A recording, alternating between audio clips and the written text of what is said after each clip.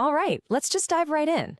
There's a really strange paradox happening in the modern workplace. We have more tools, more data, more ways to connect than at any point in history, and yet something just feels broken. You have leaders who are feeling this immense pressure while employees are just checking out. It's a full-blown crisis of trust, and today we're going to break down exactly why it's happening and, more importantly, what we can do to fix it. So, get this. On one side of the coin, you have leaders. They're basically operating in a constant state of paranoia. They are under so much pressure, they're terrified of making a single mistake, and they feel this nonstop need to control everything. Then, on the other side, you have their employees. And how are they responding? With apathy. But this isn't about laziness. No, it's a quiet, emotional withdrawal. It's a psychological defense mechanism. You've got two completely opposite mindsets, and they're fueling one massive downward spiral. So the big question is, why now? Why is this happening when we have all this advanced software and all these incredible communication platforms? Shouldn't we be more aligned, more trusting than ever? Well, as it turns out, this isn't some accident. It's a direct result of our modern work environment. To really get what's going on, we need to look at something we'll call the vicious cycle of control. This is a self-perpetuating system that honestly traps everyone, leaders and employees alike. And the crazy part is, it often starts with good intentions, a real desire for excellence. But it quickly spirals into this toxic loop of control and disengagement that ends up destroying the very results it's trying to achieve. It all kicks off with pressure. We're talking relentless, intense pressure from investors, from competitors, from just an incredibly uncertain market. This constant stress literally activates a primal part of a leader's brain, pushing them into what psychologists call a threat mode. When that happens, rational thinking kind of takes a back seat to raw survival instincts.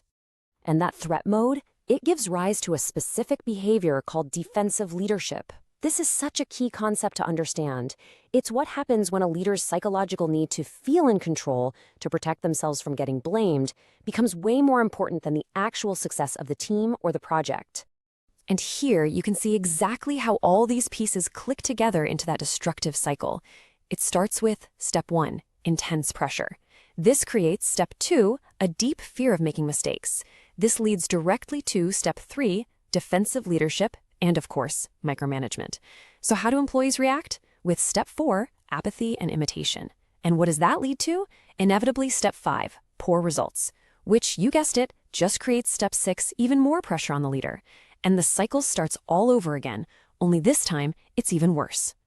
So where does the cycle of control ultimately lead? Well, it leads to something pretty unique to our digital age, a phenomenon we can call digital imitation. Let's take a look at how employees have adapted to this era of hyper-control in a really subtle and very modern way. When people feel like they aren't trusted, when every single click is monitored and every status is constantly being checked, they rarely stage some big open rebellion. Instead, they do something much quieter. They retreat. They just save their energy, doing just enough to stay off the radar. It's not a protest. It's an act of self-preservation in a system that doesn't reward their genuine effort. And this leads us to this fascinating and frankly damaging modern behavior, digital imitation. This is the art of looking busy for the algorithm. It's all about keeping your team's status screen, constantly jiggling your mouse, sending emails at weird hours. It is the performance of work, and it takes the place of the actual, creative, risky, meaningful work that really drives results.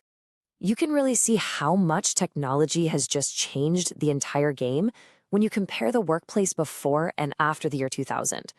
Before, control was about physical presence, seeing you at your desk. Authority came from your job title. But now, control is all about digital metrics, and authority is often based on your competence, not just your spot in the hierarchy. And maybe the most important part, look at who gets the blame. It used to be the system. Now it's just so easy to blame the algorithm. And all of this digital imitation leads to this great control paradox. Here's the irony. The more a leader tries to monitor and control everything through data, the less they actually know about what's really going on. What they get is a dashboard full of green lights and positive-looking metrics, but it's a completely distorted reality. It's just a performance, and it's hiding the fact that real innovation and risk-taking have completely grown to a halt. Okay, so that's the problem. It's a pretty bleak picture, I know, but there is an antidote. There is absolutely a way to break this destructive cycle, and it has nothing to do with a new piece of software. So that's the big question, right? How do we get out of this mess? If more control just keeps making things worse, then what's the alternative?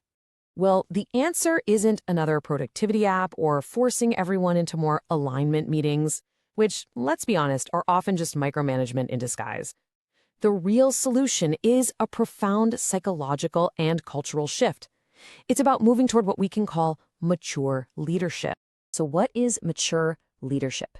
It's really built on three core pillars. First, radical transparency, sharing information openly and honestly. Second, genuine autonomy, giving people the actual freedom to solve problems their own way. And third, and this one is the most important of all, psychological safety. Psychological safety is the absolute bedrock of any high-performing team. It's all about creating an environment where people aren't afraid to fail.